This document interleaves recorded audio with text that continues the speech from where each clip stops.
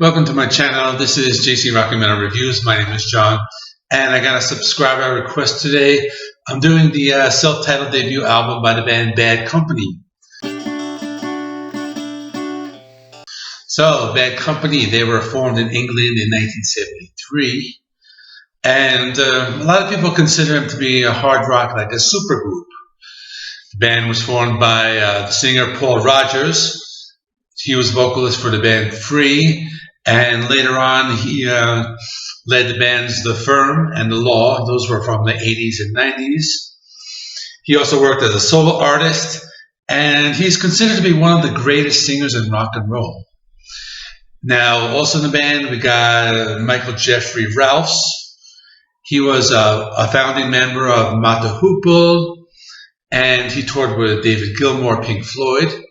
We also got drummer Simon Kirk. He was in the band Free. And we got the bassist Boz Burrell. He played with King Crimson, and he passed away in the year 2006 at the age of 60.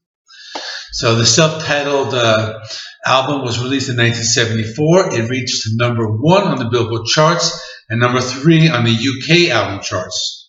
The album spent 25 weeks on the UK charts. It was certified 5 times platinum in the US and was ranked the 46th best-selling album of the 70s. That's the entire decade. So that's pretty cool.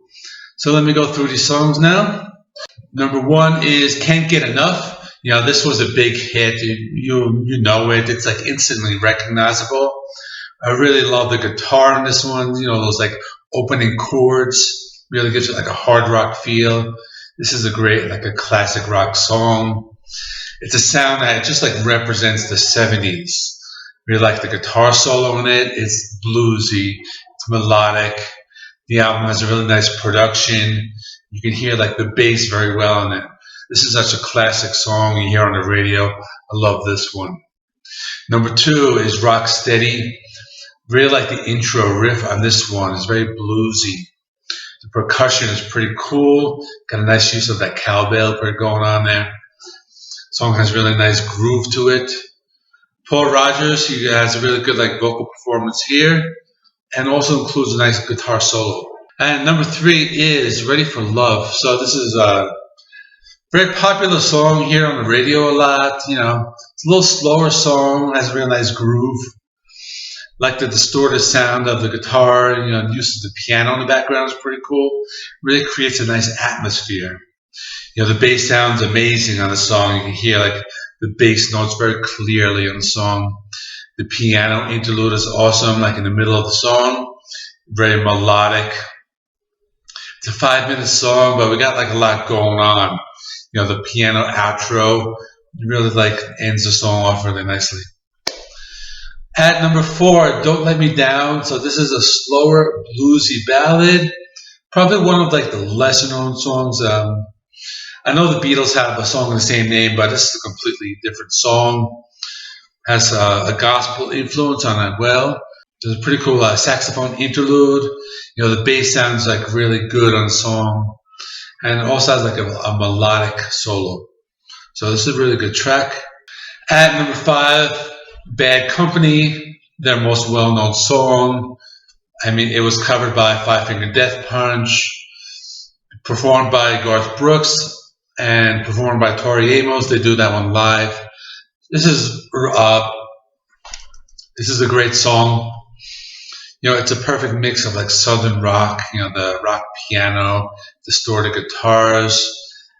You know, this is one of those songs where it's like the band's name, the song, and the album are all like the same title.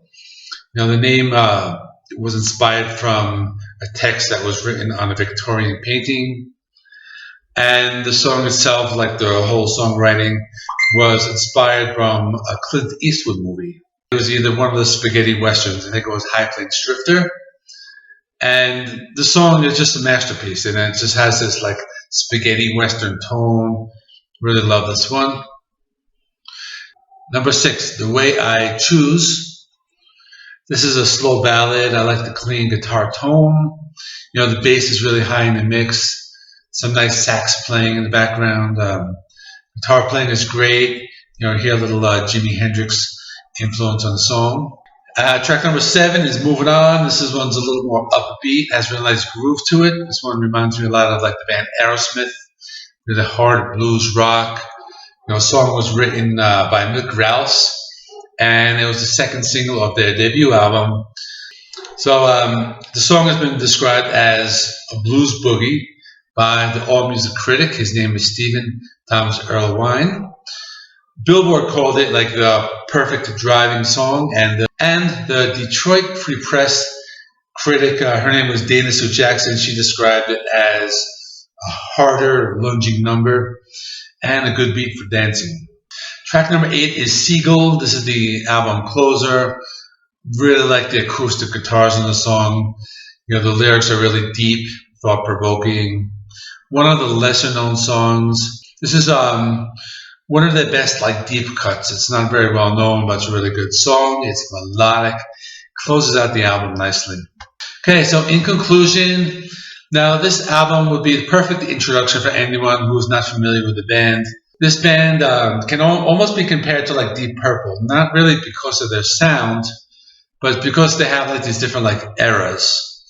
They have like the Paul Rodgers era, the Brian Howe era, the Robin Hart era, and the second Paul Rodgers era. So the band released 12 studio albums in full over the years. Their last studio album was released in 1996. The band's last tour was back in 2018. They went on the road with Leonard Skinner. I mean, that sounds like such a great tour. It would have been great seeing them. Hopefully we get some live music coming next year. Probably will, because I think the COVID vaccines are, have been going out, and pretty sure a lot of music will be back. So let me close this out. Thanks for watching. Comment below. What do you think of Bad Company? Any other classic rock albums you think I should cover? Let me know now. New releases are still kind of light in this month, so I want to do some different stuff. And I'm taking requests. So I have some requests coming up. Somebody requested AC/DC, my least favorite song off of every album. That's in contrast to my favorite song off of every album. I'll get that one out. And check out these classic rock videos right up there. And like, comment, subscribe. I will see you soon.